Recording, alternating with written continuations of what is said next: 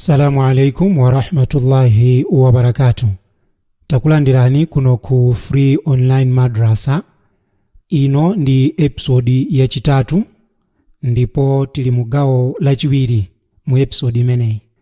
Mugawo loyamba timafotokoza kunena kuti kukana mitala kuti ndi njira yomumasula mkazi komanso mwamuna. Ndiye kuti munthu akusembana ndi uzindikiro umene Allah subhanahu wa ta'ala ali nawo. Ifeyo anthu tikamakana nkhani imeneyi timakhala kuti tikudziononga tokha potsatira zilakolako zathu. Ndiye timachitenga kuti Chisilamu ndi chipembedzo chimene sichidawunikire bwino makamaka nkhaniti ya mitalayi, kuti nchifukwa chane Allah adaloleza kuti amuna adzikwatira akazi awiri, atatu kapena anayi.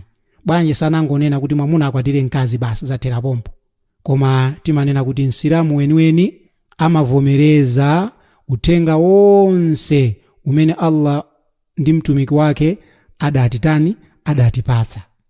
Allah akuyankhula motere pa nkhani yokhudza kuvomereza kumene ife tikuyeneka kuchita pa zomwe Allahyo ndi mtumiki wake wapereka.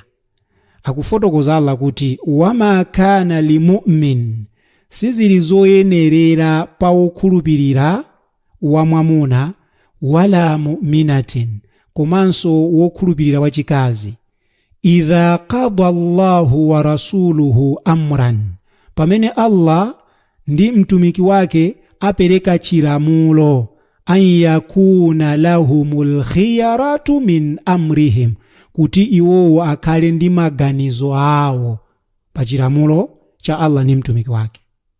Waman ya'si Allaha wa rasulahu faqad dhalla dhalalan mubina, choncho aliyense amene wanyoza Allah komanso mtumiki wake amene wasochera kusochera kumene kuli kuonekeratu poyera. Ndiye Allah subhanahu wa ta'ala, imagine akuwaloleza amuna kuti akwatira akazi anayi, atatu kapena awiri, koma ngati iwo wakuona kuti sakwanitsa kupanga ubwino pakati pa akazi atatu, anayi kapena awiriwa, akwatire mkazi mmodzi. Ndiye zipezeke zoti mwamuna wina akufuna kutenga mkazi wachiwiri, ndiye mkazi wake zimenezo zizimunyasa. Kodi chikumunyasa ndi kutenga mkazi wachiwiri yu kapena chikumunyasa ni malamulo amene Allah wapereka? Chifukwa pamenepo sikuti chikunyasa ndi kutenga mkazi yoyani, koma akunyasa ndi malamulowa, kuti ndi chifukwa chani mwamuna yakutsatira zimene zizi, kuti akuzitsatiriranji zizokwatira akazi awiri, atatu, anayi. Ndi zimene ambiri mwa akazi amakhala akutani akutanthauza. Ndipo Allah watiunikiranso motere mu Qur'an, wa yuridu alladhina yattabi'una ash-shahawat, ndithudi awo amene ali otsatira zilakolako zawo zimene akufuna ndizonena kuti antamilu mailan azima, kuti inuyo mugwere mukusochera kwakukulu. Chifukwa chani? Chifukwa chonena kuti inuyo musiya kutsatira zimene Allah wakupatsani. Mwamuna akufunitsitsa kukwatira mkazi wina, koma mkazi wake amene ali nayo oti yoyambayo zimenezo sakufuna. Chimene chikuchitika njani? Iyeyo akutsatira zilakolako za akazi ena amene amavomereza kuti mwamuna wawo adzichita za uchimo koma asakhale ni mkazi wachiwiri. Ndiye chimene chikuchitika njani? Pamenepo tu mwagwera muchani maila na azima, mukusochera kwakukulu. Chifukwa chani? Allah akupatsani choice, inu amuna kwatirana akazi awiri, atatu kapena anayi. Ngati mukuona kuti simukwanitsa, kwatirani mmodzi. Ndiye mwamuna akudziona kuti akwanitsa ndi akufuna kukwatira mkazi wina, then amake nyono, ayambe kugudubuka, ayambe kukusemera zinyawu, ayambe kuliralira, ayambe kupanga zakuti ndicho linga choti usatani usapange zimene zotsatira zake ni chani? Amuna ambiri akugwera mu chiwerewere. Choncho kuzindikira kumene Allah ali nako tisakuyike pansi pa kuzindikira kwathu kumene ife tili nako koperewerako. Chiphunzitso chimene mtumiki wa Allah sallallahu alayhi wasallam adatiphunzitsa pochita mitalayi, pokwatira akazi oposera mmodzi, tisachitenge mwachibwanabwana. Allah sangangomuloleza mtumiki wake kuti akwatira akazi mpaka na amene adakwatira acha. Basi zimenezo zingokhala zachibwanabwana. chifukwa choti asilamu kuno ku Malawi ndi madera ena amene ali ozungulira Malawi tikukhala limodzi ndi akhristu, ndiye sizili zoyenera kutengera moyo wawo umene iwo amakhala, umene Allah subhanahu wa ta'ala sadauvomereze, komanso kutengera zikhalidwe zimene zili zosemphana ndi uzindikiro wa Allah. Tisapange zimenezo. Mukufotokoza kwake Abu Mudhaffar As-Sam'ani adapereka malangizo abwino kwambiri, ndipo akadati akazi ambiri achisilamu komanso ndi amuna ena achisilamu oganiza moperewera akutenga uthenga umenewu, ndikhulupirira kuti sibwenzi panopa tikumayankhula zodzudzula kuti anthu mukuwapangiranji malamulo a Allah kukhala olakwika. Abu Mudhaffar akufotokoza, wa'lam, inu zindikirani, anna fasla ma bainana wa baina al-mubtadi'a huwa mas'alatul aql, kusiyana kumene kulipo pakati pa ife ndi mamubtadi'a, anthu obweretsa zinthu zina mchipembedzo cha Allah, kwagona pa nkhani yokhudza aqil, kagwiritsidwe ntchito ka ubongo. Fa innahum assasu dinahum ala al-ma'qul, ndithudi iwo achipanga chipembedzo chawo kugona pa maganizo.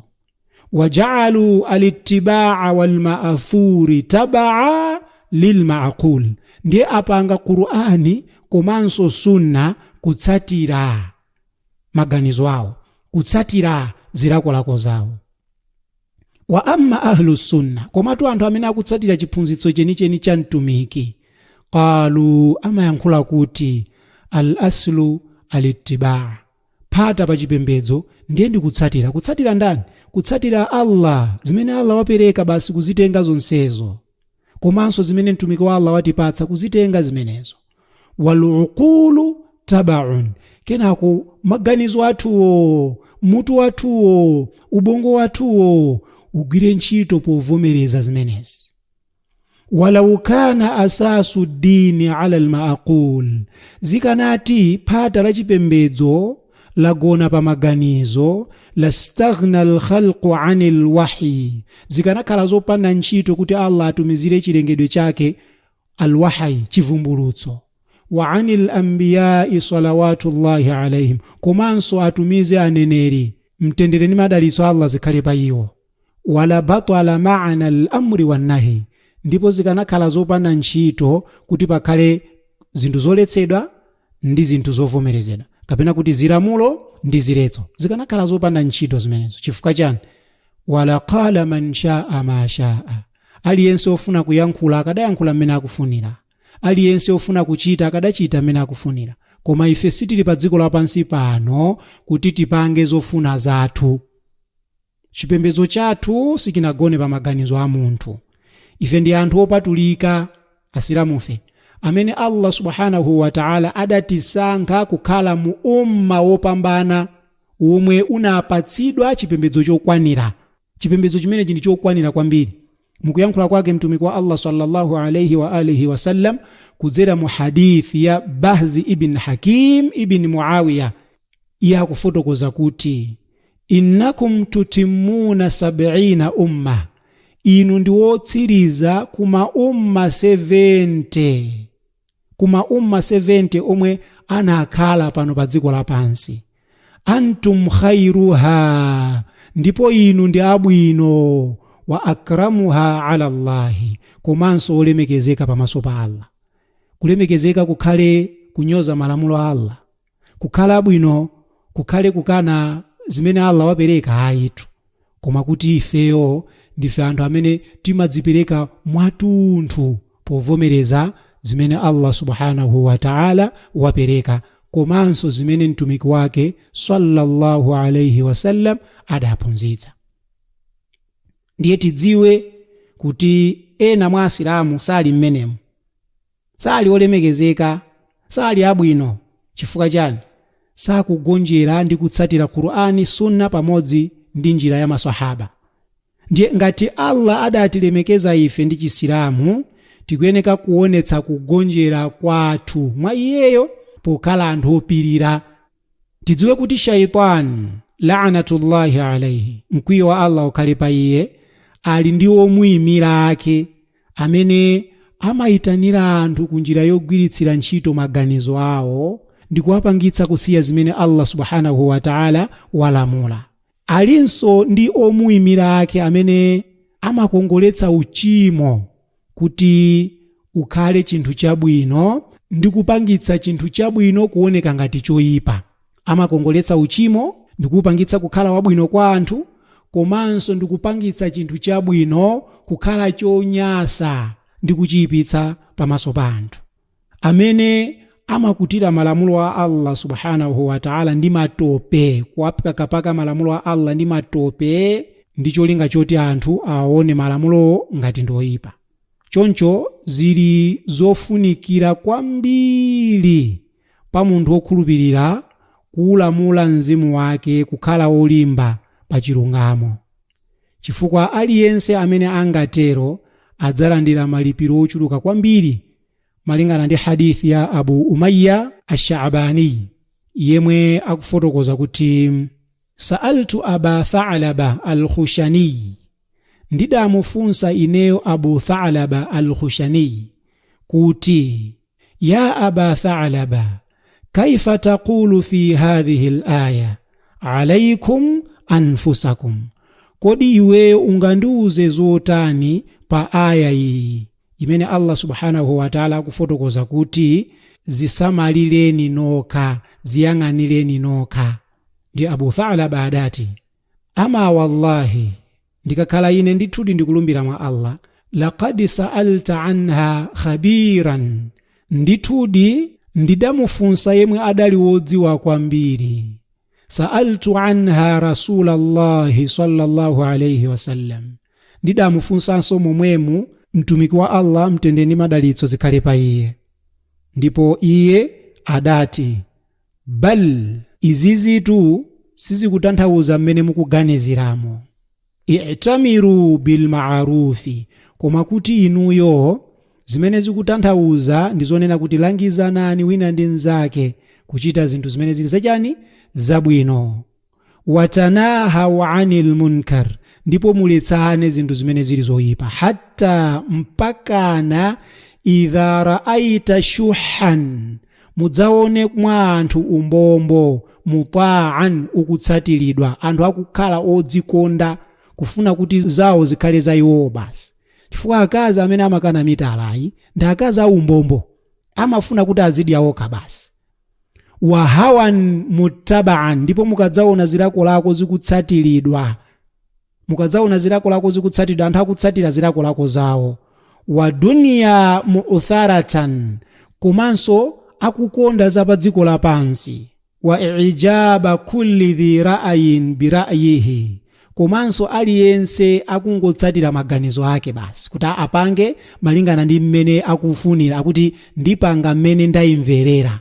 Mukadzaona kuti anthu akuyankhula mawu amenewo, fa'alaika, yani binafsika, choncho inu dzayang'aneni za inu nokha, mudzapange za inuyo nokha. Musazalimbane ndi zimene anthu akuyankhula ya. Chifukwa chani? Chifukwa kuti anthu sadzakhala akulimbikitsana zabwino. Pano pati kulimbikitsana nkhani ya mitala, koma anthu zikuwanyasa. Tikanakhala kuti tikulimbikitsana za zibwenzi, mukanaona anthu ambiri akugawana mavidiyo ngati amenewa. Koma sangagawe ndipo sangafunenso kuti amverere pa ishu imene tikukambirana yokhudza mitala. Ndiye mtumiki wa Allah kupitiriza kunena kuti wada ankal awam, ndipo iwe zazitalikitse kukhamu la anthu lonse, uzazitalikise weyo kukhamu lonse la anthu onse amene akupanga, uzazitalikise kwa amenewo.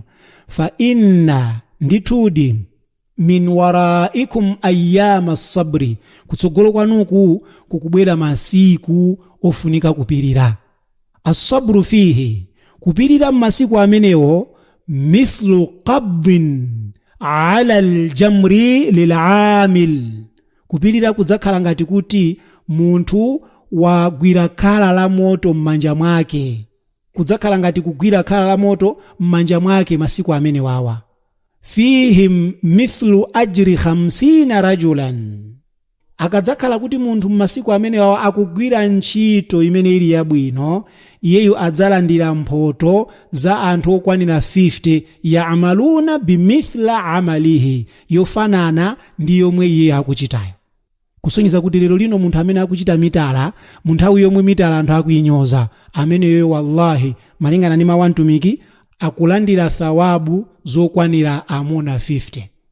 Wazadani ghairuhu, ndi akufotokoza Abu Umayya kunena kuti adawonjezera Abu Tha'laba kundiwonjezera nkhani kunena kuti qala, ndiye ndidati ya Rasulallah, ewe mtumiki wa Allah, ajru 50 minhum, kodi malipiro adzakhala okwanira amuna 50 mwa iwowo? Qala, mtumiki anati ajru 50 minkum, ayi adzakhala malipiro okwanira amuna 50 mwa inuyo maswahaba. Taonani kwa anthu amene akulimbikitsana nkhani yabwino ngati imeneyi, kwa anthu amene akuchitanso ntchito yabwino ngati imeneyi, akhala akupeza malipiro 50 ngati amene maswahaba radiyallahu anhum adachita. Ndikusiyeni manja mwa Allah kufikiranso mu part 3 ya episode ino. Wassalamu alaikum wa rahmatullahi wa barakatuh.